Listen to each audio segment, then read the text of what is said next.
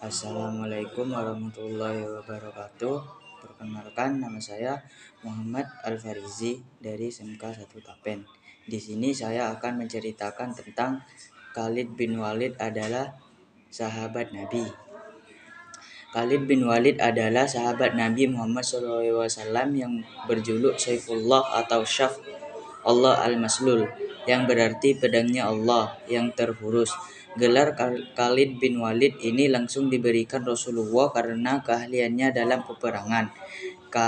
Khalid terlahir dari keluarga kaum Quraisy. Ayah Khalid bin Walid, Walid bin Mughirah, adalah salah satu pemimpin yang berkuasa di masa itu.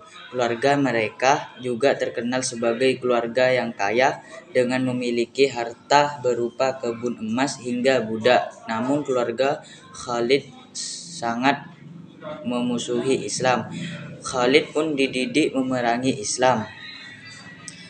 Khalid bahkan menjadi panglima perang kaum kafir Quraisy.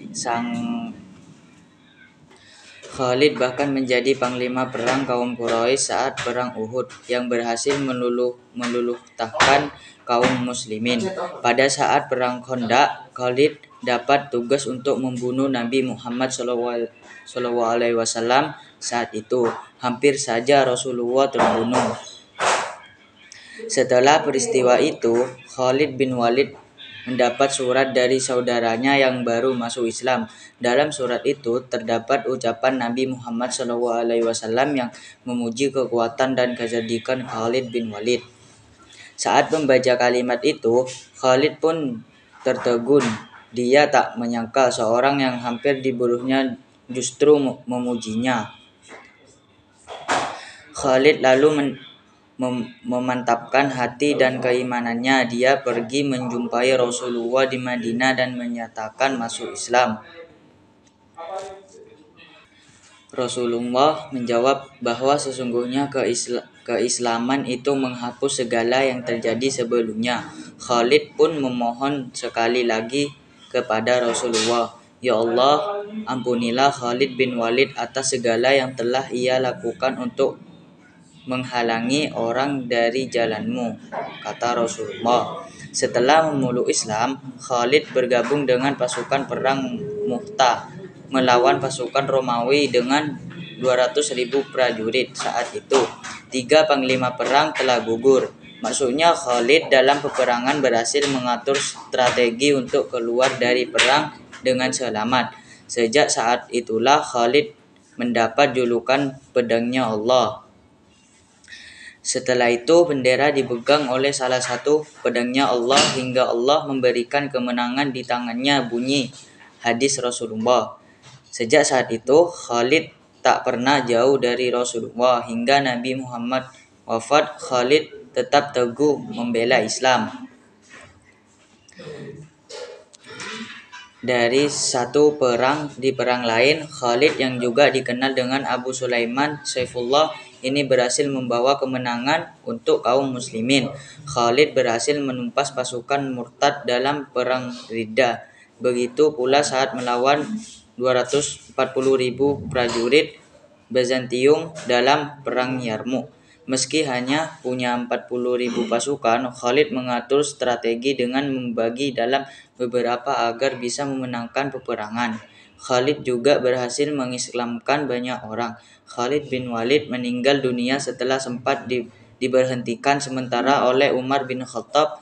Saat Khalid meninggal dunia, Umar menangis karena belum sempat mengangkat Khalid kembali ke posisi panglima perang.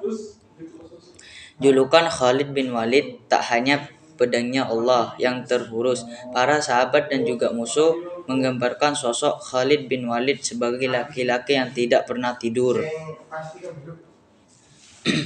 Abu Bakar As-Siddiq menafsirkan mimpi Khalid. Suatu kali Khalid bin Walid bertemu dengan Abu Bakar As-Siddiq. Lalu berkata dalam hati, "Aku akan menyampaikan mimpi yang pernah kualami kepada Abu Bakar."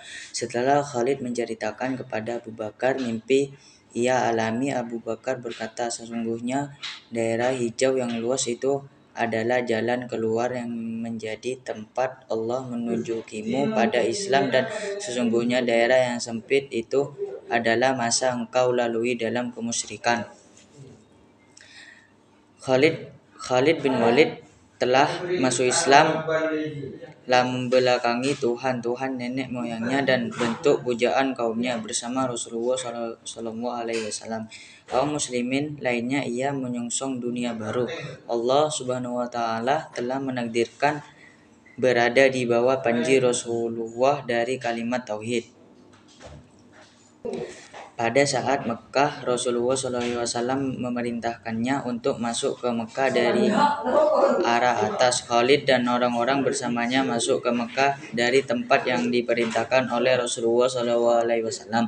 Ternyata ia dihadang oleh beberapa orang kaum Quraisy. Di antara mereka ada Sufyan bin Umayyah, Ikrimah bin Abu Jahal, dan Suhaili bin Amru. Mereka menghalangi Khalid untuk masuk dan bahkan mengunus senjata serta melempari dengan ketapel.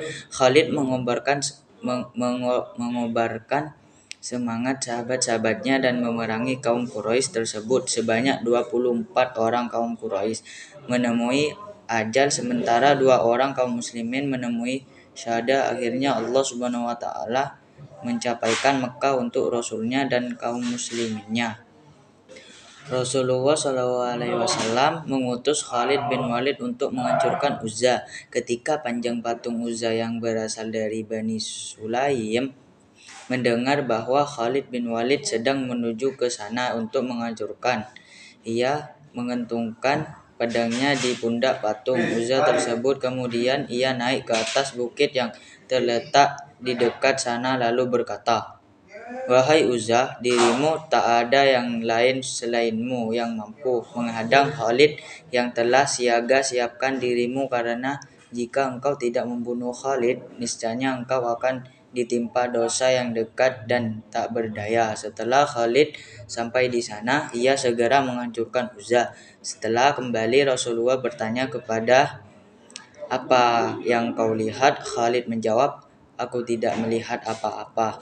Rasulullah menyuruhnya untuk kembali ke sana. Ketika Khalid ke tempat itu, dari dalam ruangan tempat patung Uzza menyerahkan, keluarlah seorang wanita hitam yang membantu sambil menuangkan tanah kepada kepala dan mukanya. Khalid segera mengayunkan pedangnya dan berakhirlah hidup wanita itu. Khalid berkata, "Wahai Uzza, engkau dikufuri dan dirimu tidak suci. Aku melihat Allah menghinakanmu."